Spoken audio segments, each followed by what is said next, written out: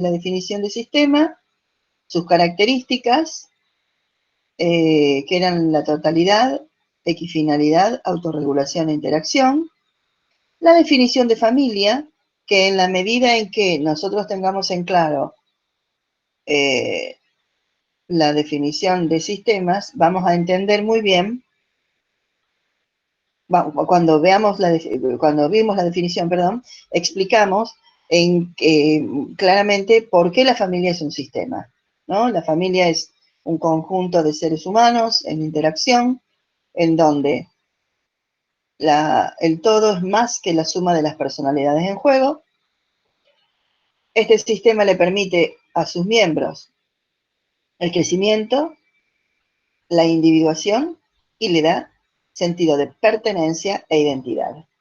Si ustedes lo piensan, esas son las características del sistema: la totalidad, la equifinalidad, la autorregulación y la interacción. Y habíamos empezado a hablar del ciclo vital de la familia. Si ustedes pudieron ver en el PowerPoint, hay un gráfico que yo no lo tengo ahora, ese gráfico acá, que explica más o menos, o intenta explicar, los distintos pasos del ciclo vital. Nosotros en la clase pasada hablamos de lo que es el galanteo, ¿sí? Dijimos que el galanteo era una etapa que se daba generalmente, que tomábamos arbitrariamente la etapa del galanteo para poner un punto de inicio, porque nosotros vimos que el ciclo vital, al ser circular, no tiene principio ni tiene fin, pero a los fines de poder trabajar los distintos pasos, los distintos momentos del ciclo vital, es que dijimos de focalizar, partir desde la parte del galanteo, que coincide con la adolescencia. Vimos las características que esta etapa tiene con respecto a que es la relación que se establece con el grupo de pares, donde el joven intenta alejarse de su familia, pero no empieza a hacer como una especie de confrontación entre las reglas familiares y el contexto, y empieza de alguna manera a tomar sus propias decisiones, empieza a hacer sus elecciones, que por supuesto están de alguna manera condicionadas por el contexto familiar del cual proviene, pero también del contexto social, de su contexto más ampliado. Entonces habíamos dicho que en la medida en que el joven o la joven que no lograba atravesar esta etapa con cierto éxito, entendiendo por éxito el desarrollo de la normalidad, no porque tenga que ser un triunfador de nada, en el caso de que no lo hiciera, podían llegar a surgir algunos cuadros psicopatológicos que son los que generalmente se consultan. Además, el paso de esta etapa a la siguiente podía a lo mejor traer algunas dificultades por el proceso de adaptación, porque ¿qué esto significa? Nosotros siempre decimos, cuando somos jóvenes, cuando somos adolescentes, nos gustaría ser más grandes para poder tomar decisiones. Cuando somos más grandes, nos gustaría ser más jóvenes para poder tener más tiempo, más ingenuidad, pero querríamos contar con la experiencia de la adultez. Es como que nunca estamos demasiado conformes con el momento del ciclo vital que nos toca vivir, ¿no es cierto? Entonces, tenemos que el adolescente, que este joven, cuando no transita de manera exitosa esta etapa, pueden aparecer los conflictos. Algunos son considerados dentro de lo normal. ¿Por qué? Porque son específicos, de esa etapa de formación de personalidad que marca la diferencia con el sistema de creencias familiares, ¿sí? El adolescente generalmente cuestiona las reglas familiares, cuestiona el por qué la puesta de límites, y en ese cuestionamiento, más allá de que se produce un enfrentamiento, va forjando de alguna forma lo que más tarde será la conformación de su identidad. O sea, va adquiriendo su identidad, ¿sí?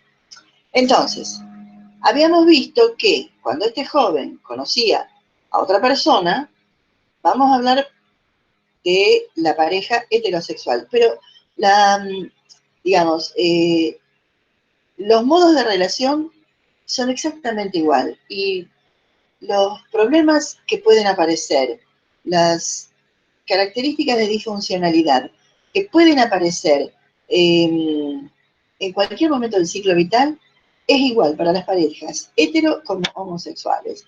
No hay un discernimiento al respecto, porque los problemas de salud mental son problemas de salud mental, no tienen que ver con un género, ni nada por el estilo. Puede haber factores estadísticos que marcan como que hay una mayor incidencia de un género sobre el otro, pero en última instancia los cuadros psicopatológicos son todos los mismos. Si bien nosotros, por ejemplo, en Sistémica no hablamos de cuadros psicopatológicos, sí tenemos en consideración que hay un nomenclador universal, que es el de la Organización Mundial de la Salud, y cuando nosotros tenemos que hacer un diagnóstico, lo hacemos en función de ese nomenclador. Porque bueno, por más que nosotros trabajemos desde la perspectiva sistémica y no nos indiquemos a las personas en cuadros psicopatológicos, tenemos que saber que hay ciertos mecanismos de funcionamiento que son normales y otros que no. O sea, no estamos ajenos al mundo. Entonces, habíamos dicho que cuando esta pareja tomaba la decisión de irse a vivir juntos o de hacer un proyecto de vida juntos, recurrían a las ceremonias, a los rituales. Los rituales son importantes, no solamente para las parejas involucradas en el ritual, sino para toda la familia. Y si ustedes prestan atención, en esta época en donde mucha gente renuncia, por ejemplo, a casarse, a hacer ese tipo de formalidades, los rituales parece que fueran superfluos, pero sin embargo marcan hitos importantes entre etapas, que ayudan a todas las personas que están involucradas, no solamente a la pareja, sino a la familia extensa, a modificar las formas de relación.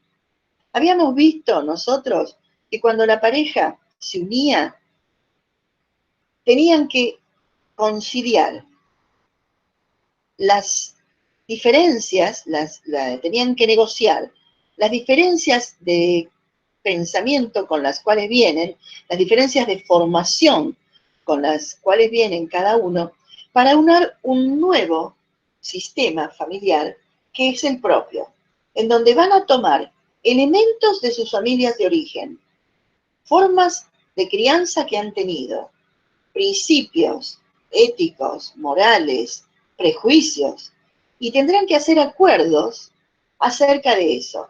El otro día decíamos acerca de que hasta se tienen que poner de acuerdo de qué lado de la cama va a dormir cada uno, ¿sí? ¿Por qué esto es importante?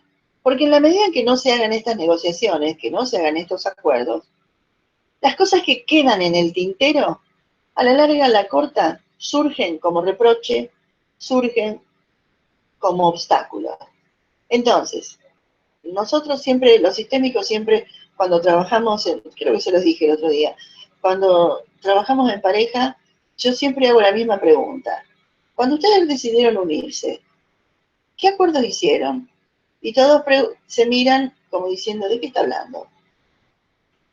Porque si no se hacen los acuerdos, se generan los inconvenientes, las distorsiones, las disfuncionalidades. En la mayoría de las culturas nosotros vemos que las ceremonias que rodean al nacimiento, perdón, al nacimiento, a la pubertad, al matrimonio, la muerte, son protegidas como algo crucial para la estabilidad de la vida. Piénsenlo. El otro día decíamos, ustedes hablaban, cuando alguien nace, ¿qué se hace? Pueden comentar, chicas, ¿eh? Pueden intervenir. ¿Qué se hace? cuando alguien nace. ¿Se Un acuerdan de lo que estoy? ¿Cómo? bautismo. Bautismo. Exacto, se presenta a la familia. ¿Y cómo se hace esa presentación? Con una ceremonia, que puede ser el bautismo o una reunión familiar, que a veces más que familiar se transforma en un evento social. ¿Por qué es un evento social? El ritual es el festejo, exacto, multitudinario, así es, exacto, invitan a todo el mundo. Y si no entra todo el mundo en una sola reunión, hacen distintas reuniones. Es como cuando uno festeja el cumpleaños, festeja con distintas personas, ¿no es cierto? Varias veces festeja el cumple. Entonces, lo mismo en la pubertad. ¿Cuál sería el ritual de pubertad en nuestra sociedad, en nuestra cultura? A ver, piénsenlo. En las mujeres y en los varones, los 15, perfecto. El cumple de 15, el viaje a Disney. ¿Y en los varones? Los 18. Los 18. Que coincide siempre con la finalización de una etapa de la educación, que es la secundaria. El viaje a París, exacto, justo estaba por decir eso. Fíjense el ritual que hay de traspaso, de etapa, cuando se termina. Es un ritual de iniciación. Se deja a los 18 años, ¿para qué? Para entrar supuestamente al mundo del adulto, porque se va a trabajar, se empieza una carrera, se estudia algo, o algunos forman familia, se cambia totalmente. La mayoría de ustedes, a lo mejor, si son en el pueblo, el séptimo grado y el pasaje a la secundaria. Claro, ahora también se está utilizando el séptimo grado, el viaje de estudios del séptimo grado. ¿Y qué ritual sería ese? A ver, ¿qué etapa de la vida estaría marcando el séptimo grado? Que se da entre los 12 y 13 años. A ver, ustedes ya tienen psicología evolutiva, así que lo tienen que saber, creo. El paso de la adolescencia. Dejan la pubertad y entran a la adolescencia. Perfecto. ¿Qué quiere decir ingresar a la adolescencia? ¿Qué es ingresar? ¿Qué significado tiene en nuestra cultura el ingreso a la adolescencia? Más allá de que tienen un poco más de libertad, de que pueden salir, que pueden ir a bailar, que pueden tomar un poco más de alcohol, que le dan un poco más, bueno, no sé, ahora sí, pero ¿qué significado tiene ingresar a la etapa de cambios? Perfecto. Pero además, estamos hablando de una madurez biológica. En la adolescencia, las mujeres ya han menstruado, dejar de ser un niño, perfecto. Empieza a iniciarse, claro, es la etapa de prueba, de preparación para el mundo del adulto. Tanto el varón como la mujer ya están biológicamente maduros como para poder procrear. Por eso ustedes van a ver que hay muchas culturas en que a partir de los 12, 13 años ya empiezan a formar parejas o ya están previamente formadas. Acuérdense, el otro día hablábamos de poco ortodoxa, las características que aparecían en esa serie. Si alguno la vieron, ahí está muy marcado. Hay muchas cosas muy, muy marcadas con respecto a rituales, a ceremonias, a costumbres que son sostenidas por una religión. Exacto, sí, se ve muy clarito en la serie.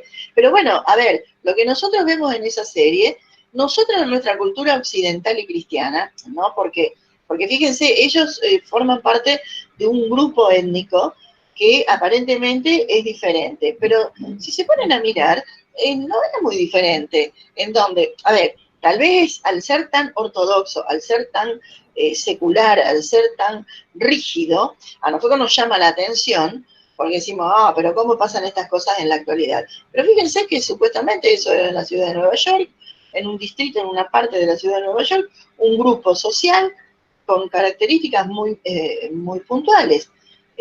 Nosotros acá en Rosario tenemos ese tipo de grupos. Y si ustedes prestan atención, los hasídicos se visten exactamente igual que en la serie. Y si ustedes miran, a veces, prestan atención en la calle, o no, a veces no hace falta prestar atención porque resaltan, porque van vestidos todos de negro, con los sombreros esos de copa, y con los rulitos esos que tienen un nombre que no me acuerdo, peona, algo así creo que se llama, no sé bien el nombre. Pero fíjense qué interesante, ¿no? Porque nosotros vemos, nos llama la atención lo que ellos muestran, y sin embargo nosotros también tenemos nuestras costumbres. ¿Cuáles serían las costumbres nuestras que tenemos arraigadas? Que tienen que ver, que contrastarían supuestamente con estos rituales. Porque fíjense, ellos tienen el bar mitzvah. El bar mitzvah es a los 12, 13 años. Nosotros tenemos la finalización de la primaria, el viaje de estudios a Carlos Paz algunos, o bueno, o la ceremonia de traspaso de la primaria a la secundaria, que siempre es distinto, siempre hay una marca, porque por más que sea en la misma escuela, el ámbito de la secundaria está sumamente separado y diferenciado del de la primaria. No sé en la escuela donde ustedes fueron, pero sí, acá hay una compañera que dice que no nos damos cuenta de las costumbres culturales, pero estamos llenos. Claro que estamos llenos. Y como estamos tan acostumbrados, ni siquiera nos damos cuenta, ni siquiera las percibimos como, ni siquiera nos llaman la atención, ¿no es cierto? Entonces, fíjense, una costumbre que mucha gente dice, no, yo no soy practicante, no soy religiosa, pero frente a cualquier cosa, ¡ay, Dios mío! Fíjense, ¿no? Qué interesante. Puede que no sean creyentes, puede que no sean practicantes, pero sin embargo, el ¡ay, Dios mío! Está en boca de un montón de gente. Y no importa el credo religioso que tengan. Si hablamos de la religión, comunión y confirmación. Perfecto, exacto. La comunión y confirmación también son en momentos evolutivos puntuales. Si nos ponemos a pensar, tiene que ver con esto, con la pubertad y adolescencia. ¿Sí? Bueno, entonces, fíjense la importancia que los rituales tienen o las ceremonias. La fe está en lo que se aferra a cada uno. Claro, pero a ver, ahí hay una cuestión que es diferente. La fe no tiene que ver con la racionalización.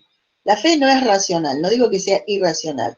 La fe es como cuando planteamos, es una cuestión de fe. No necesitamos que sea demostrable nada. Nosotros creemos o no creemos. Y no necesitamos que alguien venga y nos diga que hubo tal o cual milagro. Nosotros creemos en eso, ¿sí? No tiene que ver necesariamente, porque la religión, ¿cuál es el sentido de la religión? ¿Qué quiere decir religión? ¿Alguien sabe la etimología de la palabra? Religarse, religarse con uno mismo. Eso es la religión. Por eso se habla de, de, las, de las oraciones, que las oraciones son como meditaciones, que las oraciones elevan la mente y de alguna manera sirven para que uno vea su alma, para que uno vea su interioridad, para que uno pueda hacer el proceso reflexivo hacia adentro. Por eso es religión y por eso es una cuestión de fe.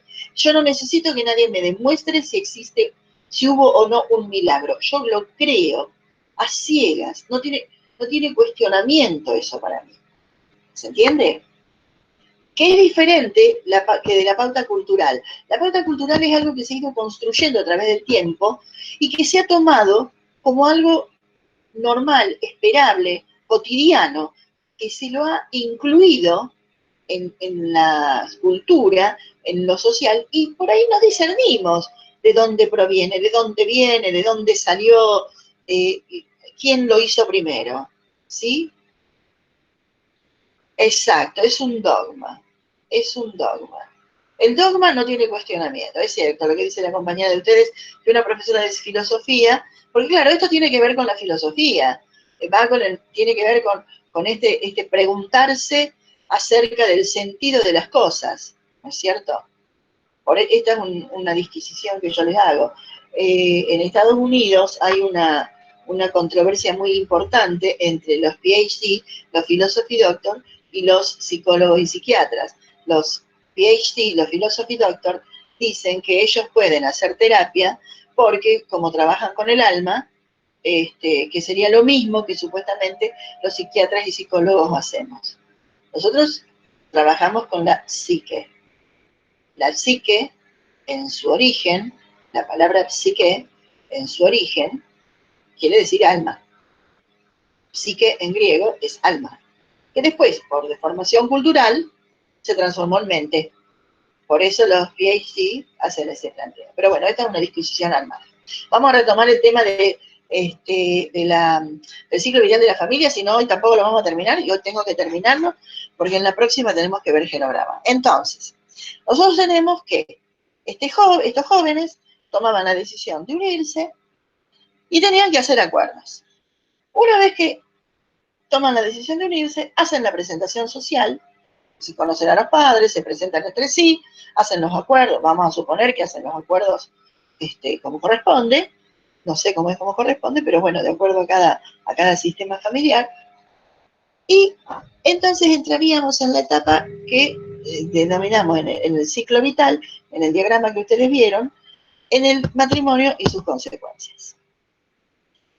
Nosotros tenemos que ver que cualquiera sea la relación que haya entre las personas antes del matrimonio, antes de la ceremonia, antes del ritual, ¿sí?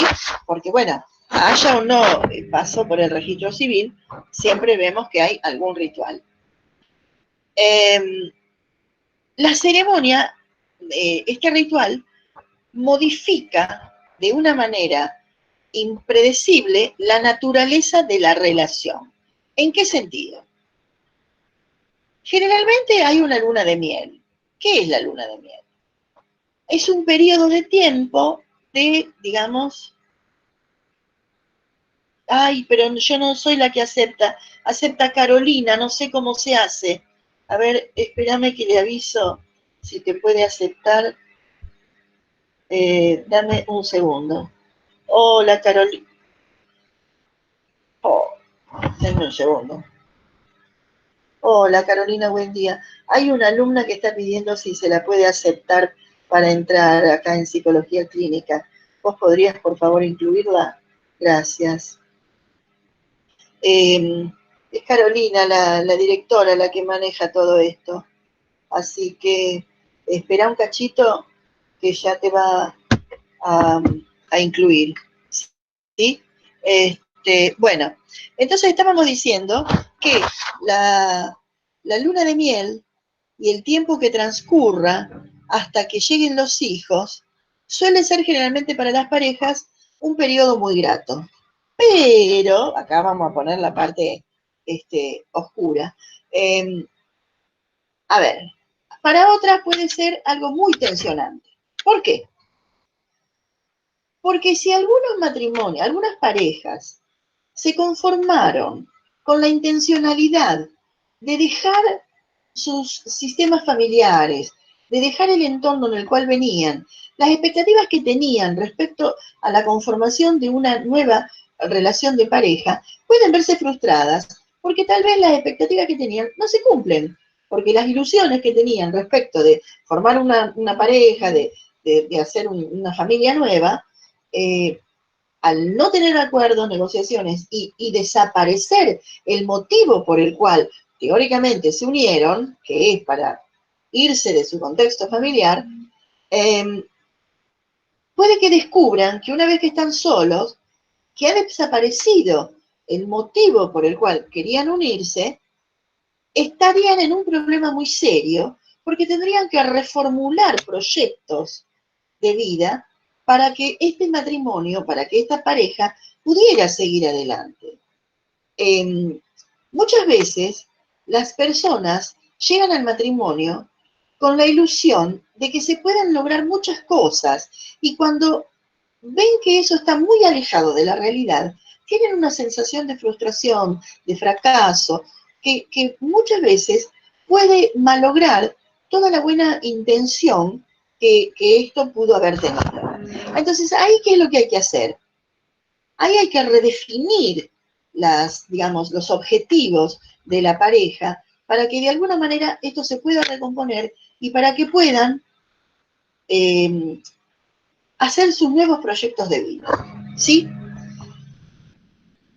En estas épocas en donde es muy fácil unirse y separarse, es muy probable que la mayoría de las personas que deciden formar una pareja lo hagan con reservas, lo hagan como a manera de ensayo. Yo he escuchado muchas veces que dicen, bueno, nos vamos a vivir juntos. Y si no funciona, nos separamos, ¿sí? Como si fuera algo muy sencillo, sin tener en cuenta el compromiso que uno asume, lo emocional que se involucra y todo lo que eso trae. Sí, conviven y después se separan, dice Jasmine. Sí, es cierto, pero esto tiene que ser tenido en consideración por toda la significación que tiene para cada miembro de esa pareja. Esa pareja puede sentirse atrapada y puede comenzar a rebelarse. O a veces se forman, se unen, creyendo que van a poder vivir como no podían vivir cuando estaban en el seno familiar. Y entonces tienen conductas que pueden considerarse, está bien, pero a ver, estamos hablando de generalidades acerca de las cosas que pueden pasar en un matrimonio. No es una ley. Esto le estoy respondiendo a Sol, que dice que, bueno, que los matrimonios también se separan o no se separan. Sí, pero estamos hablando de todas las cosas que pueden pasar en esta etapa del ciclo vital, sin hacer juicio de valor, sin querer decir que está bien o que está mal. Es meramente descriptivo esto que estoy haciendo, de todo lo que puede pasar y de cuáles son las dificultades por las cuales a veces se consulta en determinados momentos del ciclo vital de la familia. Yo no digo que sea bueno o malo, ni que esté bien o que esté mal, ni que sea lindo o feo, ni que sea necesariamente así. No, estoy hablando de todo lo que Perdón, puede... profe, una pregunta. Sí, No, porque fue el comentario de que van a convivir y se separan. Los matrimonios también se separan. Creo que uno ya desde el momento que hace una especie de trato para convivir o para casarse, es porque justamente se toma el compromiso. Nada más fue una respuesta a eso. claro. No, pero a ver, Gracias. sí, no, pero a ver, no necesariamente se separan. A ver, cuando aparecen estos conflictos, si no tenemos en claro cuál fue el proyecto inicial con el cual se unieron, es muy probable que al desaparecer el proyecto inicial pueda sentirse como que esa relación no tiene en qué sostenerse, no tiene una base. Entonces hay que formar una nueva base. A eso me estaba refiriendo. Porque muchas veces las parejas se unen con ciertas expectativas que después no se cumplen durante la convivencia. Y ahí es donde surge el problema. Ahí es donde está el tema, ahí es donde interviene muchas veces el terapeuta para ver cómo recomponer esta situación. Entonces, por ahí, el extremo es la separación. Pero también hay una realidad. Muchas parejas en la actualidad, y se los digo porque yo hace muchísimos años que trabajo, yo hace 40 años que estoy recibida y hace, pónganle, 38, eh, exacto, como cuando uno de los dos quiere ser padre. Bueno, ven, este tema, la paternidad o maternidad, eso es parte de los acuerdos que tienen que hacer, de la negociación que tienen que hacer cuando se van a formar una pareja. Porque muchas veces las mujeres somos bastante tramposas.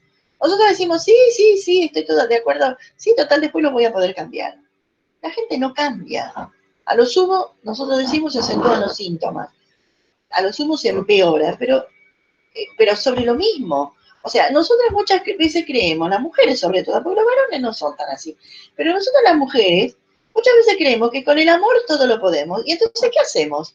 Le decimos al otro, ay, pero si vos me amás lo suficiente, vos tendrías que poder hacer tal cosa. Y lo ponemos en un compromiso terrible, porque le estamos pidiendo al otro que deje de ser quien es. Y si el otro nos pidiera a nosotros lo mismo, ¿qué hacemos? Nosotros no estaríamos dispuestas a hacer eso. Entonces, la relación de pareja tiene que estar basada en el respeto, en la aceptación del otro. Por eso el tema por eso el noviazgo. Fundamental para conocerse y para saber y limar las asperezas, las diferencias que pueda haber. Y fundamental las negociaciones, los rituales, los acuerdos. El sol se ríe, la estoy viendo ahí en primer plano. ¿Por qué? Porque si no, empezamos la relación con distorsiones, con un sistema de creencias erróneos. Partimos con la ilusión de que vamos a conseguir tal cosa del otro y no lo vamos a conseguir porque es un rollo nuestro y el otro no nos acompaña en ese rollo. ¿Se entiende? ¿Queda claro esto?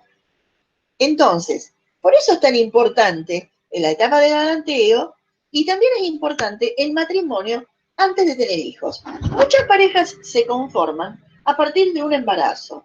Y ahí también surgen problemas, porque se están saltando un periodo de convivencia, de conocimiento, de limar asperezas, que con la llegada del hijo tienen que reacomodarse en un montón de cosas. Tienen que empezar de nuevo, porque antes eran dos y de pronto son tres. Y el tercero que necesita de dos, porque no tiene independencia, porque no se puede autoabastecer, porque no tiene manera de valerse por sí mismo. Claro, exacto. Acá hay una de las compañeras dice, además de la revolución que debe ser tener rico. Más vale, le cambia la vida a todo el mundo. Le cambia la vida a todo el mundo. Porque acuérdense lo que dijimos, el ser humano es el único animal que tiene parentela política. Entonces, si era un lío formar la pareja, si no se pudieron poner de acuerdo para hacer las presentaciones, para blanquear la situación y decir nos vamos a vivir juntos, imagínense el lío que se arma cuando uno decide traer un hijo al mundo y empiezan a aparecer los abuelos, los tíos, y ahí, bueno, ahí se arma la gran podrida. ¿Por qué? Porque traer un hijo al mundo no es un trámite, ya lo creo. No, no es un trámite. Yo le digo a los pacientes, piensen bien si piensan embarazarse, varón o mujer, porque hipotecan por 20 años su vida. ¿Por qué? Porque es 20 años del proceso que más o menos lleva la crianza de un ser humano. Y no les digo si tienen 3, 4, 5 o más. Son más de 20 años. ¿Por qué? Porque a medida que van creciendo y van trayendo nuevos miembros a la familia, uno se va modificando, pero tiene que seguir ocupándose de las personas pequeñas sin que haya un sistema de pareja construido. Claro, bueno, ahí está el problema. Cuando uno no tiene hechos los acuerdos, cuando la pareja no está constituida, cuando la pareja se forma porque quedó embarazada y no puede seguir adelante sola con el embarazo o el hombre no quiere hacerse cargo, pero no mucho, ahí tenemos problemas serios. Ahí empiezan muchas dificultades, porque no solamente se saltan etapas, sino que se produce toda una cuestión personal, un replanteo personal acerca de cómo cambia la vida de uno, cómo cambia la vida de una persona cuando trae un hijo al mundo, ¿sí? Cómo cambia la vida de dos personas, de una madre y de un padre. No solamente de la madre, el padre también, porque tiene que hacerse cargo de una serie de responsabilidades para las cuales a lo mejor no estaba preparado o no estaba todavía, no era el momento todavía. Entonces, nosotros tenemos que, para las parejas, en la medida en que en la etapa en que no tienen hijos, no logren transitar esta etapa, sí, probablemente las uniones sean más sinceras. Acá una compañera de ustedes dice que en estos momentos las uniones son más sinceras. Probablemente sí sean más sinceras, pero muchas veces son muy rápidas, se hacen muy rápido y se saltan algunas cuestiones, algunos acuerdos que con el tiempo quedan en evidencia, ¿sí? Yo no digo que todas las parejas estén condenadas al fracaso, no, no, no. Hay un montón de parejas que sobreviven, pero creo que sobreviven en la medida en que hacen los compromisos y los respetan, ¿no? El compromiso no tiene que ver con la fidelidad hacia el otro, es la fidelidad con uno mismo, es el ser honesto con uno mismo, el tener en claro que la unión que estoy haciendo es una unión porque yo estoy en condiciones y me siento segura de que puedo sostener esto. Y lo hablo con el otro de manera tal, sí es cierto, hay familias ensambladas que eligen estar juntas, pero bueno, eligen estar juntas y hacen todos los acuerdos necesarios para eso. ¿Se entiende? Eh, Así es, saltan etapas y cuando llegan los problemas no saben cómo abordar. Bueno, pero para eso estamos los terapeutas, chicas. Si no, ¿qué hacemos? Nos morimos de hambre. Bueno, entonces, el tema es el siguiente. En la medida en que las parejas, cuando aún están sin hijos, no logren hacer acuerdos, es cuando hacen la consulta, ¿no? Aguante la terapia, así es. Ustedes si leen el texto, van a ver que hay un montón de variables. Antes que me olvide, había un mail de una compañera de ustedes que preguntaba cuál era la bibliografía. Es el capítulo 2 del libro de Haley, Terapia para resolver problemas.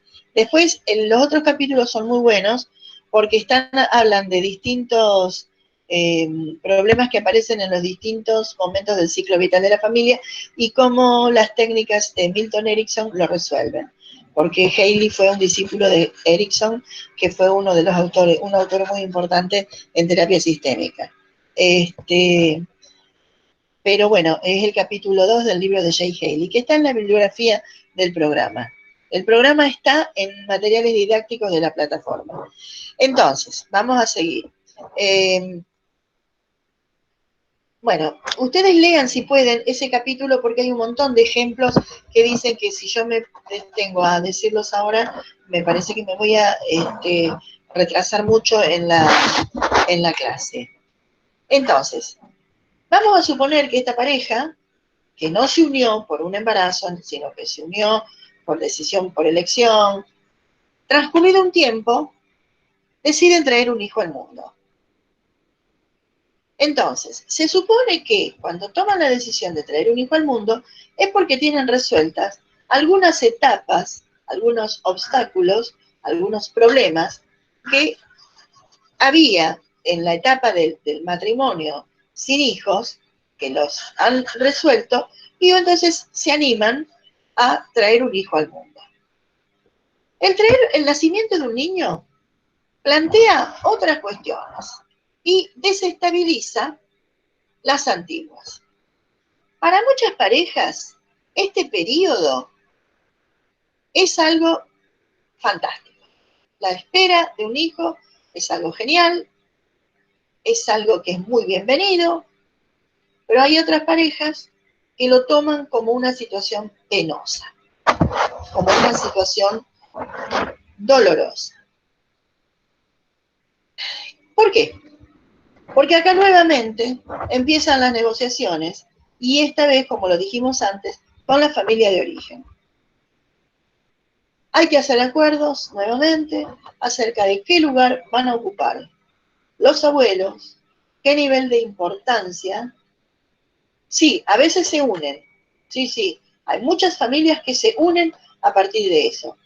Pero los roces que pueden surgir a partir de qué abuela tiene al vástago, al que está por llegar o al que llegó, quién lo va a cuidar, qué días los va a cuidar, de cómo se va a ocupar, todo eso hay que hacer acuerdos nuevamente. Como decíamos, ustedes van a pensar, una no en el sentido literal, sino que hay abuelas de las dos partes, tíos, primos, claro que sí. Aparece la parentela, aparece la familia política, y hay que hacer acuerdos con todos esos. Hay que hacer acuerdos, fundamentalmente.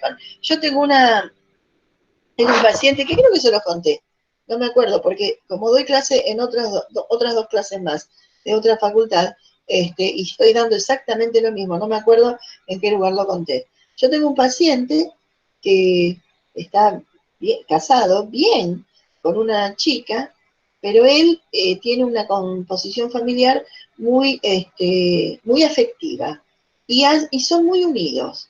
La chica esta no ha tenido un contexto familiar muy contenedor porque sus papás fallecieron cuando ella era muy chiquita y fue criada por tíos, distintos tíos, anduvo dando vueltas por distintas parientes de la familia. Entonces el arraigo afectivo que tiene es relativo, se ha hecho sola, digamos. Este chico tiene una hermana mayor, que tiene creo que 4 años más que él, que tiene 2 hijas. Entonces, la mamá de él le cuida a las hijas a la hija. La esposa de mi paciente le reclama a mi paciente que la madre no hace lo mismo con la hija que ellos tienen. Entonces él le dice que bueno, que le diga a la madre que venga a cuidar a la nena. Entonces ella le dice que la madre llama para ir a cuidar a la nena. Cuando la mamá le dice, mirá, ¿querés que vaya el miércoles? No, el miércoles no porque tengo que gimnasia. No, el miércoles no porque me voy a no sé dónde. Bueno, ¿querés que vaya el jueves? No, el jueves no porque no sé qué. Entonces, cuando él le dice, pero cada vez que mi hija te llama, vos decís que no, bueno, pero tu mamá siempre está disponible para tu hermana y para mí no. Pero cuando mi mamá te llama, vos nunca estás disponible. O sea, ella le reclama que la madre no tiene digamos, la misma predisposición para cuidar a la nieta, a su hija, que a las nietas de la hija. Pero sin embargo, cuando la madre se ofrece, no la acepta. Entonces él le dice, bueno, pero al final, ¿qué querés? Y ella no le sabe responder qué es lo que quiere. Y sigue con los problemas, hasta que yo un día le dije, mira, vos no te metas más en esto, este es un problema de mujeres, que se lo resuelvan ellos dos. Y lo resuelvan ellas dos. Porque en realidad, yo no sé cuál es el rollo de la esposa de este chico, porque además no es mi paciente, ni me voy a meter a opinar. Pero yo creo que ella busca ciertas cuestiones, que esta mujer le dé ciertas cuestiones que esta mujer no la entiende. Y no tiene tampoco por qué adivinar. Pero fíjense qué interesante, ¿no? Porque así es como la parentela, digamos, funciona o no funciona, digamos, a partir de las expectativas que cada uno tiene con respecto a lo que va a significar o a lo que significa traer un hijo al mundo. Entonces, con el nacimiento de un hijo, la familia queda, esta parejita queda más distanciada de la familia, pero más enredada en el sistema familiar. ¿Por qué más distanciada? Porque necesitan destinar su tiempo a la crianza de esta criatura. Si ustedes tienen amigas que han tenido hijos, se darán cuenta que ya no tienen tanta fluidez en la comunicación o para encontrarse como antes cuando no tenían hijos. Porque ahora, bueno, que tiene que ocuparse de la crianza, de que la criatura duerme, que la criatura come, que la criatura toma la teta o que no toma la teta, o ciertas características, ponerse de acuerdo con la pareja, que si uno se va al gimnasio, el otro se tiene que quedar cuidándolo, que si uno tiene actividades, cómo se organizan. Entonces, todo esto, los padres empiezan a ser menos hijos de su familia de origen, y se individualizan. Es que uno ya formó la familia propia. Acá hay una compañera de ustedes que dice, es como que al tener la familia propia ya no tiene familia. Claro, no. Por eso nosotros decimos, la familia nuclear es la que uno forma cuando forma una pareja, y familia extensa son los padres de uno. Porque uno ya no es hijo, pero también es padre en este momento. Por eso también decíamos la vez pasada que el ciclo, cuando nosotros en el ciclo vital, depende del momento en el que estemos, somos padres, somos hermanos, somos hijos, somos tíos y hasta podemos ser abuelos. Claro, seguís perteneciendo, pero ya no es tu prioridad. No es que no es tu prioridad. Cambió el orden. Vos ahora tenés tu familia, la que creaste vos. La otra es la familia que crearon tus padres. Vos sos hija de esa gente, pero vos ahora tenés tu familia, así no tengas hijos. Este es tu marido y vos son tu familia nuclear. Tu familia extensa son tus padres, tus suegros, tus hermanos, tus primos. Eso es la familia extensa. Es la familia política. Vos ya no sos más, vos ahora sos cabeza de familia, jefa de familia. ¿Sí? Ya no sos más, sos hija, pero en aquel contexto. En este es distinto. Por eso se dice que uno es padre, menos hijo, se individualiza en mayor medida como adultos, pero el traer un hijo al mundo ingresa a esta pareja de padres en la red de parientes, porque modifica la índole de las relaciones. Es lo que decíamos recién. Se forman otras nuevas, ¿sí? Entonces, este matrimonio joven tiene que empezar a lidiar con la crianza de un hijo, con los acuerdos. No, ustedes van a ver en las diapositivas que hay una que dice que la escuela es el momento de alguna manera, de examen, entre comillas, de esta familia. ¿Por qué? Porque cuando uno manda a su primer hijo a la escuela, es como que expone el producto de ese contexto familiar a la sociedad. Entonces, de acuerdo a cómo se comporta el chico, de acuerdo a las cosas que haga, exacto, la familia es exhibida. Y también es cuestionada, o es juzgada. Porque supónganse que el chico dice malas palabras, o es peleador. Entonces, ¿qué es lo primero que se dice? Uy, ¿estos padres qué hicieron para corregir esto? Estos padres fueron muy permisivos. O supónganse, a mí me pasó el caso de una paciente, su primer hijo lo manda al jardincito. Creo que tenía 3 años y medio el chico. Tenía que llevarlo a la guardería porque tanto ella como él trabajaban y no estaban mucho tiempo en la casa. Entonces al chiquito le costaba quedarse en el jardín y lloraba. Entonces la psicopedagoga del jardín lo llama y el marido de mi paciente entendió que le decían que no tenía que mimar tanto al hijo, que quererlo tanto al hijo, porque era un malcriado. El chico no era un malcriado, el chico estaba acostumbrado a estar en su casa y de repente llevarlo a un lugar con 20 pibes más era un cambio muy grande.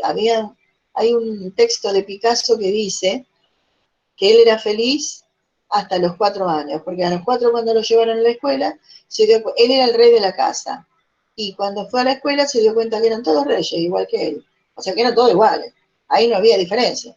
Claro, la diferencia la hacemos nosotros cuando lo tenemos en casa, es nuestro hijo, es nuestra familia, lo cuidamos, lo mimamos, pero cuando lo mandamos con la manada, es uno más del montón, y lo tratan como uno más del montón, y el pibe sufre.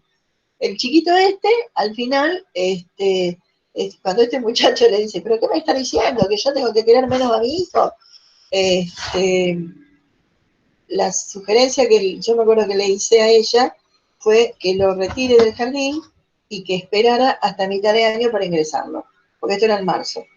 Cuando el chiquito en agosto volvió, fue otra cosa.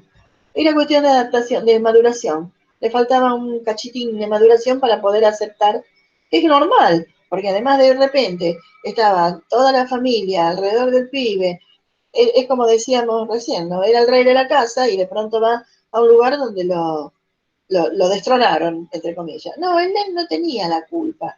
En realidad es un chico es divino el Moncoso, pero era una cuestión de adaptación, tenía que tener un periodo de adaptación, no estaba todavía preparado para el impacto que fue ingresar al jardín, y cuando pasó el tiempo, cuando volvió, no tuvo ningún problema. Dejó de llorar, se adaptó eran los mismos chicos de antes, ¿eh? Pero era una cuestión de tiempo. Era el tiempo que le hacía falta a este niñito para aceptar. Entonces, fíjense qué interesante, porque el papá había entendido que tenía que querer menos al hijo. Yo creo que el mensaje que le dieron estuvo equivocado, porque era un poco como que la escuela no tenía los recursos como para poder manejarse, porque no tenía un auxiliar en ese momento, porque si hubieran tenido un auxiliar a lo mejor lo ayudaban al chico. Pero bueno, pero también acá en esta familia se produjo un cimbronazo importante cuando el chiquito va a la escuela y de alguna manera le dicen, tu hijo no está apto para incluirse en el grupo porque no se adapta. Y no era porque era un inadaptado, era porque estaba sufriendo, emocionalmente sufría porque dejaba su lugar, su seguridad, era su casa, su familia, su gato, pues tiene un gato, era lo suyo, iba a un lugar totalmente extraño. Entonces era lógico. Entonces esto produjo toda una revolución familiar, toda una cuestión familiar, un cuestionamiento familiar importante, porque fíjense la movida, ¿no? El padre llegó a pensar de que no tenía que querer tanto a su hijo. Bueno, entonces, vamos a suponer, no. El tema de la escuela es importantísimo, porque de alguna manera es lo que hace, es lo que permite que uno de alguna manera evalúe si la crianza que está llevando adelante con el hijo está dentro de los parámetros normales. Por supuesto que siempre va a estar dentro de los parámetros normales, salvo que sean padres totalmente disfuncionales, ¿no es cierto? Estaría claro en el nacimiento, en la tercera etapa, en el galanteo, el matrimonio y sus consecuencias, y el matrimonio con hijos. Exactamente, sí, señores. Sería en la tercera parte del ciclo vital. Eh, entonces, vuelvo a repetir, en el texto ustedes van a ver muchos ejemplos que las van a ayudar a entender un poco más acerca del ciclo vital. Perdón, de esta etapa del ciclo vital. Una diferencia podemos tener a lo mejor con las familias monoparentales, en donde la mamá o el papá están criando solo al hijo y hay falta de, sí, no está el otro progenitor.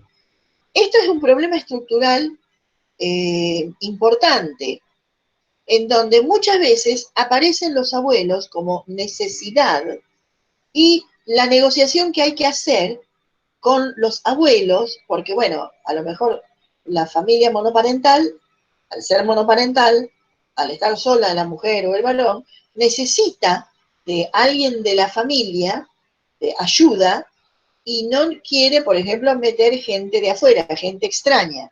Entonces, ahí surge otro tipo de conflicto, porque la negociación la tiene que hacer con la generación anterior. Esto no es imposible de resolverse, pero pueden surgir disputas intergeneracionales, pero a veces estas disputas se hacen evidentes cuando el niño, el hijo, entra en la edad en que tiene que insertarse en el contexto social, por el tipo de crianza que ha recibido de parte de abuelos, tíos y madres, ¿no? Hay todo un cuestionamiento acerca de las pautas familiares por esta diferencia generacional que se nota en la crianza de esta persona. A veces es en esta etapa que se pide la intervención de la... A ver, ay, apareció una, pero no alcancé a leerla. Lo que pasa es que los abuelos y los tíos están para malcriar, los padres son los que tienen que educar. Ese es el problema. Entonces, a veces, los abuelos permiten cosas que los padres no permiten, y ahí se arma la podrida. Pero bueno, todo esto es negociable, todo esto es algo que se puede resolver. A ver, esto que estamos haciendo es una descripción pura y exclusiva de esto, digamos, de lo disfuncional más que lo funcional del ciclo vital. Porque la mayoría de los ciclos vitales transitan sin mayores problemas, porque tiene que ver con la estructura y la organización familiar. Una organización familiar que ha venido a lo largo del tiempo criando hijos sin mayores dificultades, con las situaciones normales que se dan de la crianza, con los desacuerdos normales que puede haber entre los padres con respecto a permisos o maneras de pensar, que generalmente las tienen limadas, pero surgen a lo mejor cuando aparece el hijo y hace un planteo que ya pide un permiso para hacer algo y la madre considera que sí y el padre considera que no, o viceversa. A veces son las madres las que son más rígidas, más estrictas y los padres son más permisivos. Y entonces, bueno, por ahí la disputa es por qué me desautorizaste o por qué le diste permiso cuando yo le había dicho que no. Que ahí también entra la manipulación del hijo, ¿no? Sí, a ver, le pregunté a mamá y me dijo que decidas vos. Y mamá había dicho que no. Pero padre, como no habló con mamá o lo agarró desprevenido, le da permiso y después se arma la podrida entre la madre y el padre porque me desautorizaste, pero a mí me dijo una cosa, a mí me dijo otra. Bueno, esos son algunos de los problemas que son de lo más común, son de los más comunes realmente, en esta etapa del nacimiento del hijo. Después tenemos la etapa de las dificultades matrimoniales y el periodo intermedio, que acá coincidiría con lo que nosotros llamaríamos la adolescencia de los miembros de los hijos, ¿no? Entonces, en esta etapa, los padres se ven obligados a nuevamente cambiar. ¿Por qué? Porque empiezan todos los planteos con respecto a la independencia, entre comillas, empiezan a tener sus salidas individuales, empiezan a tomar las decisiones y a confrontarse con los padres, a cuestionar determinados modos de enseñanza, modos de relación. Muchas veces yo he escuchado que, por ejemplo, hijos hablan y les dicen, yo nunca voy a casarme, ni voy a elegir una pareja como eligió mi madre o como eligió mi padre, porque estos dos no los aguanto. Toda una serie de cuestiones que son bastante normales, ¿sí? ¿Por qué? Porque, como decíamos, esto coincidiría con lo que si nosotros no estuviéramos siguiendo la hilación de esta persona que se inicia en el galanteo, diríamos que sería la etapa del galanteo esta, ¿no es cierto? Lo que pasa es que, bueno, acá es la pareja de padres. Nosotros estamos hablando de cómo una persona se inicia en los vínculos, se inicia no, si no tomamos ese segmento de la etapa de la vida, para ver cómo interactúa con sus pares, después a posteriori cómo logra formar una pareja, se estabiliza en la relación de pareja, empieza a traer hijos al mundo, y cómo el crecimiento de los hijos lo exponen a una situación, a situaciones que tienen que ir acomodándose. Así, algunas veces son situaciones difíciles y otras no tanto. En la pareja, ¿qué pasa? En la pareja, cuando los hijos empiezan a crecer, empiezan a estar la posibilidad de que se vayan. Muchas veces, si la mujer se ha quedado en casa a criar hijos, que todavía pasa eso, no todas las mujeres salen a trabajar. Si la mujer se ha quedado en casa a criar hijos y ha sido el marido quien ha salido a trabajar y ha tenido éxito, muchas veces, esto ocurre aproximadamente cuando tienen entre 40 y 50 años. ¿Qué pasa? Los hijos han crecido, tienen casi 20 años, si se casaron más o menos 20, los hijos con posibilidad de irse a estudiar, de irse a vivir solos, de irse a formar una familia.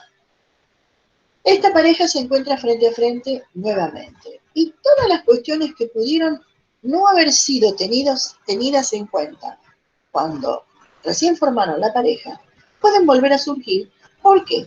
Por esto que yo les decía al principio. Cuando uno decide tener un hijo al mundo, hipoteca su vida como 20 años. Bueno, se terminó la hipoteca.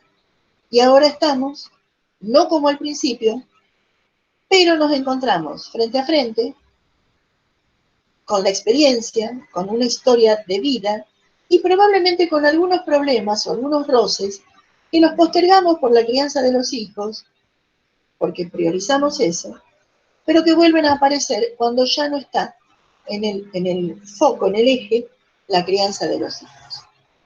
Entonces ahí nos encontramos que a veces las mujeres sentimos como que no somos tan atractivas, porque casi siempre estamos ya en la menopausia, entonces empezamos a ver que tenemos más arrugas, que empezamos a engordar, no nos vemos lo suficientemente atractivas ni interesantes para nuestra pareja. A nuestra pareja la vemos como que ha tenido éxito y resulta ser atractiva para las personas más jóvenes. Y si nosotros no logramos trascender esta etapa de una manera más o menos armoniosa, pueden sobrevenir las separaciones. Pueden sobrevenir el que cada uno agarre para su lado. Porque nos enfrentamos con un dilema humano, que es el dilema de la existencia. ¿Por qué? Porque además, en esta etapa, pasa algo que es sumamente importante y sumamente interesante. Vamos a suponer que han logrado una estabilidad económica, una estabilidad social, afectivas, estamos tranquilos. Cada uno de los miembros de la pareja, cuando los hijos empiezan a irse, se hace un replanteo acerca de, ¿y ahora qué hacer? De los proyectos que teníamos cuando nos formamos recién como pareja, ¿cuáles fueron los que pudimos concretar? ¿Cuáles fueron los que no pudimos concretar? De los que no pudimos concretar, ¿cuáles son los que todavía tenemos posibilidades de seguir adelante? ¿Y cuáles son los que ya no vamos a poder concretar? Se produce una situación de corte muy importante, tanto en el varón como en la mujer. Por eso está el planteo muchas veces de que a veces muchas consultas se hacen en esta etapa por esta cuestión existencial que se presenta. ¿En dónde? Es como que, de aquí para adelante, ¿cómo vamos a vivir? Porque estamos a la mitad de la vida y tenemos más o menos 30, 40 años más por delante. ¿Cómo los vamos a vivir? Porque como los vivimos hasta ahora, ya está, ya se cumplió la etapa. Ya criamos hijos, ya se terminó. Ahora, nos tenemos que ocupar de nosotros mismos. ¿Qué proyectos personales tenemos? ¿Qué es lo que queremos con nuestras vidas? Que ya no tiene que ver con lo que era a los 20, porque ya tenemos 40, 50. Hay cosas que vamos a poder hacer y cosas que no vamos a poder hacer. Entonces, esto plantea una cuestión existencial, un dilema existencial sumamente importante. En la medida en que la pareja no logre transponer esto, ahí es donde sobrevienen las separaciones.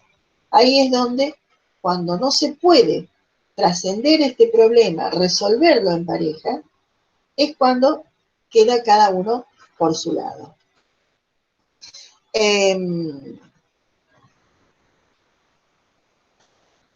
Esta etapa sirve para decidir entonces si van a seguir juntos o va a seguir cada uno por su lado.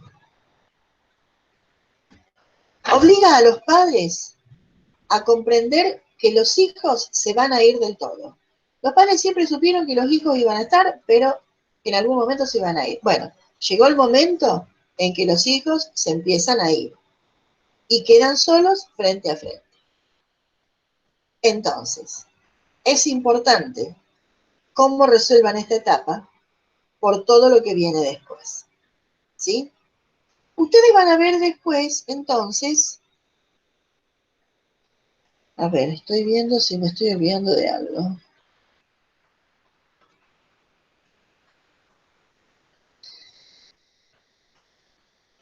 Bueno, la etapa que sigue es la del destete de los padres. ¿Sí?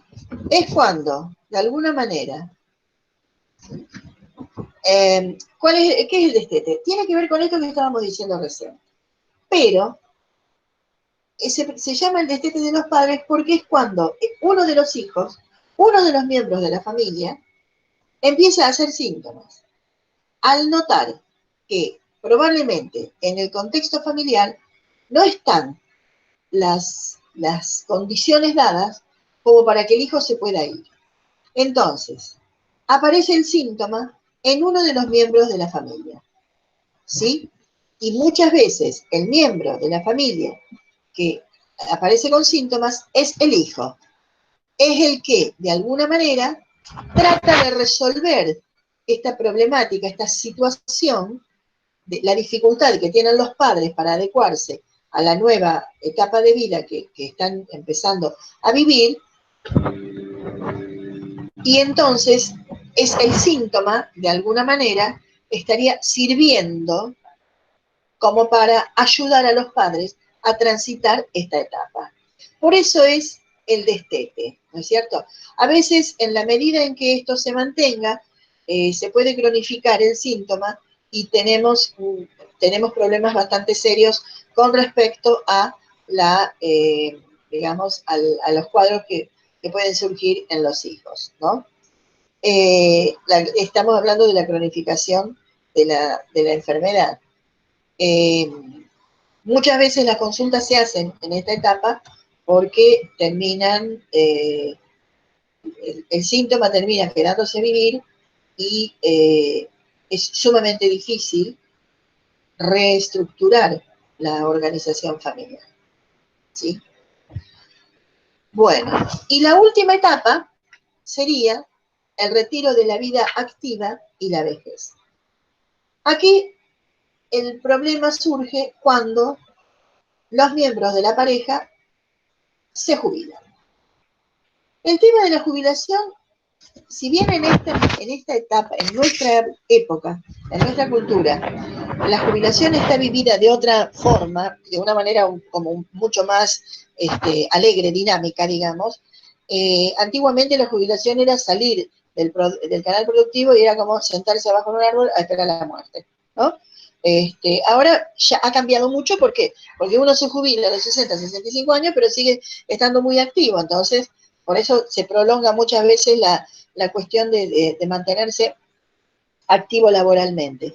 Pero cuando la persona se jubila, y esto está en relación con lo que veníamos diciendo respecto de ese proceso que se produce entre los 40 y los 50, estos planteos de los nuevos proyectos de vida o la reformulación de proyectos de vida acerca de qué van a hacer con el resto de su vida. ¿Qué van a hacer cuando se jubilen? Cuando dejen de estar en la vida activa. Porque a muchas personas se deprimen porque sienten como que dejaron de ser útiles. Pero no tiene que ver con que si son útiles para los demás. El tema es, bueno, ¿qué proyectos han hecho? ¿No es cierto? Y muchas veces acá también sobrevienen problemas porque antes esta parejita que estaba acostumbrada a estar cada uno en su trabajo, cada uno haciendo sus cosas, que se encontraban en algún momento del día un rato, pero que estaban mucho tiempo fuera, nuevamente están frente a frente y nuevamente tienen que empezar a limar asperezas, porque yo tengo un amigo que con esto de la cuarentena está trabajando menos. Entonces, el otro día estábamos hablando, él es médico, y entonces me dice, y sí, ahora yo le pregunté que por qué estaba tanto en el consultorio si no tenía gente.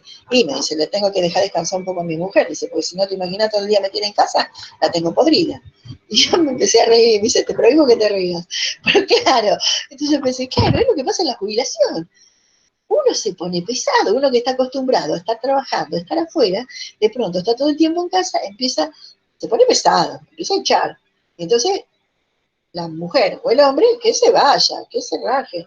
Queremos seguir estando solos como antes, tranquilos y felices. Entonces, el retiro de la vida activa implica que nuevamente volvamos a reestructurarnos, volvamos a replantearnos, bueno, ¿cómo vamos a utilizar esta cantidad de tiempo que tenemos ahora, que antes la destinábamos a otras actividades? Porque además tampoco ya nos da el cuero como para andar haciendo tanta gimnasia, como para andar... no tenemos tanta agilidad. ¡Ay, qué divina! Se van a ir a recorrer el mundo. Está perfecto. Sí, pero va a tener que pasar a la cuarentena para que puedan recorrer el mundo. Qué divina. Está bien, que hagan esos proyectos, que tengan proyectos. Así evitan el hastío y el cansancio y el aburrimiento. Entonces, esta pareja, cuando se retira de la vida activa, se enfrenta nuevamente con su realidad, están presentes las 24 horas del día y tienen que nuevamente redactar nuevas reglas. Y acá hay algo que es sumamente importante. Puede surgir la función utilitaria de los problemas, ¿sí? Como a lo mejor surgieron a lo largo de la vida. A veces uno de los cónyuges muere, el otro queda solo, y entonces tiene que volver a replantearse cómo involucrarse con la familia. A veces puede encontrar una función útil, otras veces no. Y en la medida que los tiempos van cambiando, muchas veces las personas mayores son vistas como carentes de importancia para la generación más joven. En esta etapa, la familia enfrenta el problema de cuidar a los mayores o de enviarlos a instituciones, ¿sí? Es un punto crítico y que generalmente no es de fácil manejo. Y acá hay una frase que nosotros los sistémicos siempre la resaltamos y ustedes van a ver que las diapos terminan con esta frase. Estamos en el retiro de la vida activa. Sí, es esa. Es el retiro de la vida activa en la vejez. Acá lo importante es que nosotros veamos la forma en que nosotros tratamos a nuestros mayores, deviene el modelo en cómo después nosotros seremos tratados. Depende cómo nosotros tratemos a nuestros padres, nuestros hijos nos van a tratar a nosotros. Es fundamental esto. Es importantísimo que tengamos en cuenta esto. ¿Por qué? Porque el ciclo familiar se renueva sin fin. ¿Se entiende? Entonces, es importantísimo que tengamos esto presente. ¿Cómo tratamos nosotros a nuestros mayores? Será como seremos tratados nosotros con nuestros hijos. Esto es fundamental. Bueno, chicas y chicos, preguntas. Con esto terminamos ciclo vital. En la próxima vemos genograma, la función del genograma en la clínica. Lamentablemente no vamos, yo siempre en la clase del genograma, cuando lo hacemos así presencial, lo hago en 2 clases, porque en la primera arman el genograma ustedes. Ahora no lo vamos a poder hacer. Es una pena, porque realmente es la forma en que nosotros damos la clase de genograma, es sumamente entretenida y es como uno lo aprende. Pero bueno, lamentablemente no tenemos la forma presencial para poder hacer toda la interacción que se da, que realmente es sumamente rica e interesante. A ver, ¿qué preguntas en la etapa del destete? El conflicto sería cómo soltar a los hijos para que no veo que está escrito. Ay, no veo los mensajes. Claro, Sandra pregunta, ¿la etapa del destete sería cómo soltar a los hijos una vez criados? No es cómo soltar a los hijos, es cómo queda esa pareja una vez que los hijos no están. Y cuando esa pareja no tiene resueltas las cuestiones, el hijo puede aparecer con síntomas como una manera de seguir quedándose y seguir haciendo que los padres se sientan padres para evitar resolver esta etapa, resolver en el sentido de poder soltar a los hijos y que no sea una situación compleja para ellos. Es que el destete es de los padres, no de los hijos. El hijo a veces hace síntomas como una manera de hacerlos a los padres seguir sintiendo padres, para que, digamos, no cambie, para que sigan siendo padres y no pasen a la etapa siguiente. El síntoma es el que lleva a la terapia, no aparece en la terapia. El síntoma es lo que te lleva a terapia. Es cuando los padres consultan porque el hijo tiene problemas de conducta y no saben qué hacer porque supuestamente ya es grande como para estar así. Claro, no es sentirse útil. Nosotros le llamamos la pauta de funcionalidad del síntoma. O sea, ¿para qué está sirviendo el síntoma? El síntoma está sirviendo para que yo, como miembro de esta pareja, que no tengo resueltas ciertas cosas, siga sin resolverlas, sin verlas. Entonces, me sigo ocupando de mi hijo en lugar de ocuparme de qué voy a hacer con el resto de mi vida. Claro, el síntoma me denuncia que hay cosas que no tengo claras. Porque la crianza se vive como un sacrificio y no como un... No, chicos, eso es una interpretación, no. La crianza es una etapa que hay muchas familias se aferran a eso y digan, a ver, hay muchas familias que empiezan a tener sentido como familia cuando traen una... Profe, era una pregunta. Lo que pasa es que acá en la compu no tengo el signo de pregunta. ¡Qué divina! Queda. No, pero a ver, el tema es este. Muchas veces... O sea, ¿por qué se vive con tanto trauma la parte esa del destete o sea, de los padres y todo, en lugar de tomarse quizá como una liberación y claro, poder tomar los proyectos que cada uno tenía? Bueno, pero ahí está, se vive como una situación conflictiva porque no se ha logrado elaborar personalmente, individualmente, situaciones que de alguna manera se tapaban con la crianza. Entonces, la crianza sirvió para postergar la resolución de situaciones que cuando el hijo se está por ir quedan en evidencia.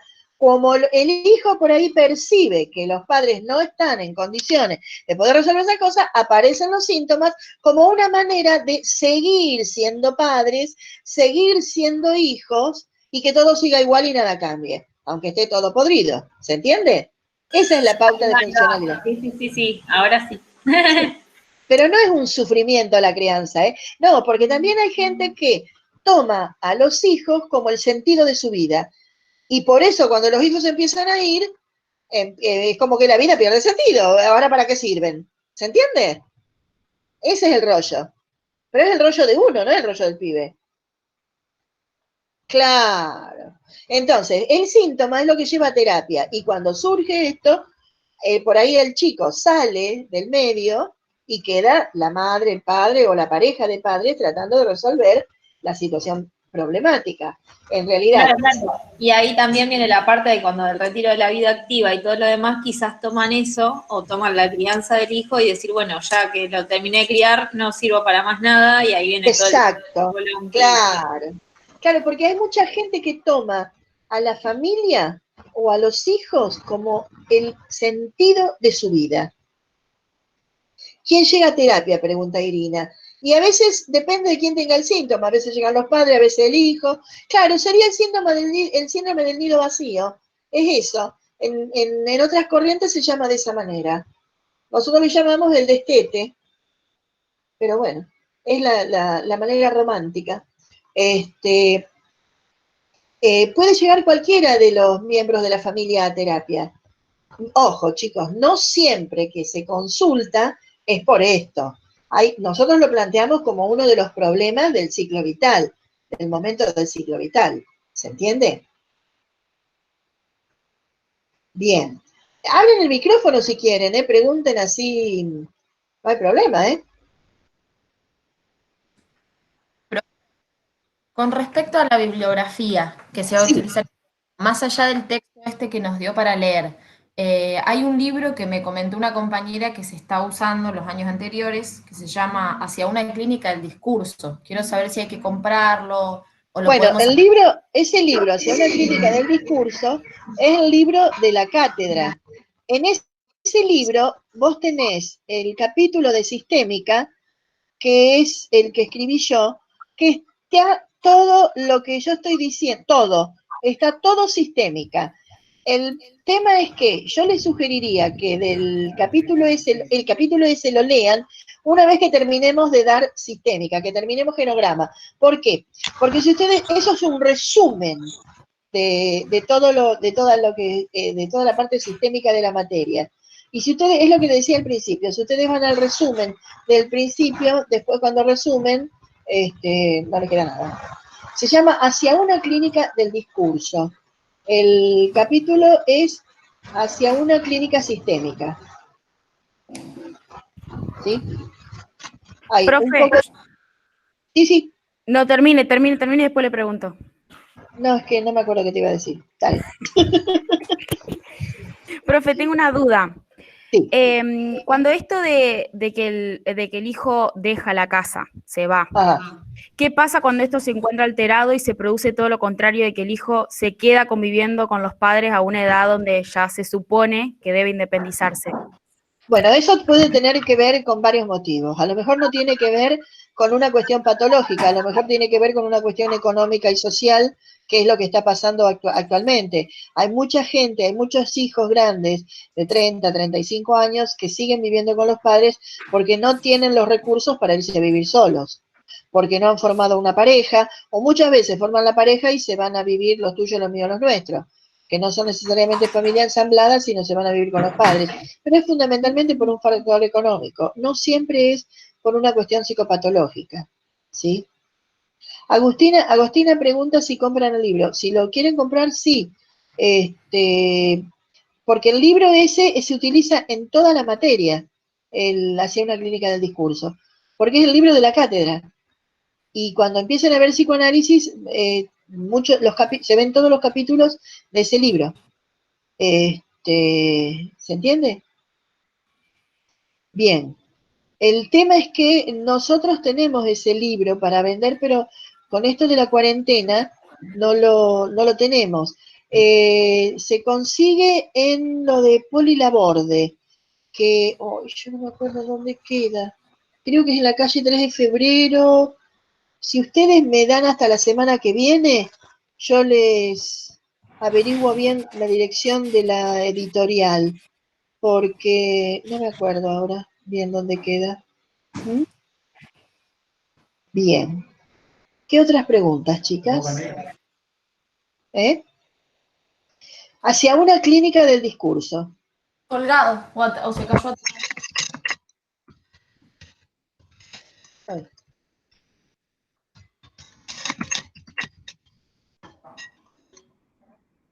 Ah, no, está dentro del cajón de mis medias, abajo de todo.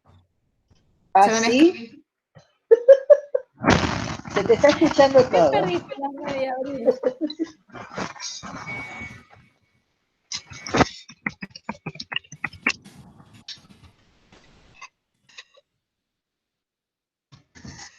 Ay, cualquier cosa, sí. Ahí está.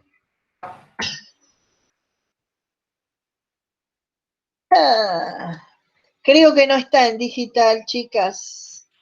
No, me parece que no. No. Sé que está en la biblioteca. Pero no se puede ir. En la biblioteca de la facultad porque nosotros donamos uno para ahí. Profe, ese libro Hacia una clínica del discurso, ¿cuál es el nombre del autor? Que me perdí ya. La cátedra, nosotros. La José, cátedra. José Luis Comas, Lilia Sosa, Juan Francisco Crosetti, Gisela Schmuckler. A ver, si me dan un minuto, lo busco y se los muestro. Denme un minuto. Sí, ¿lo encontraste? Sí, pero me quedé chico. ¿Dónde vas? ¿Querés aprovechar ya y comprar lo que falta? Acá en el pecho. Hace falta para amor. Che, compañera, se te escucha lo que estás hablando con alguien ahí. Perdón. No, no pasa nada, es por tu intimidad, no por nosotras.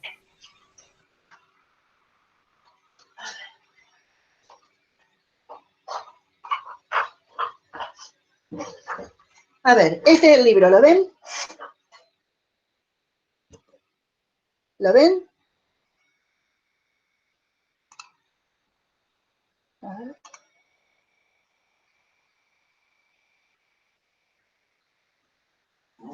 Y adentro es el capítulo que dice, a ver si les dije bien, acerca de una clínica sistémica. Está en la página 27. Este es el librito. Bueno, no te hagas problema. Está en la biblioteca de Fono, chicas,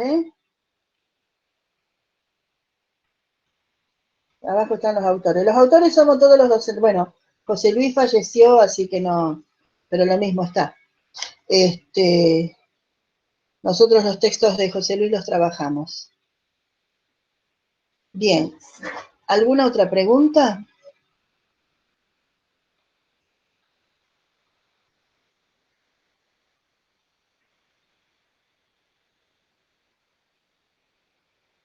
Bueno, ¿quieren que vayamos dejando?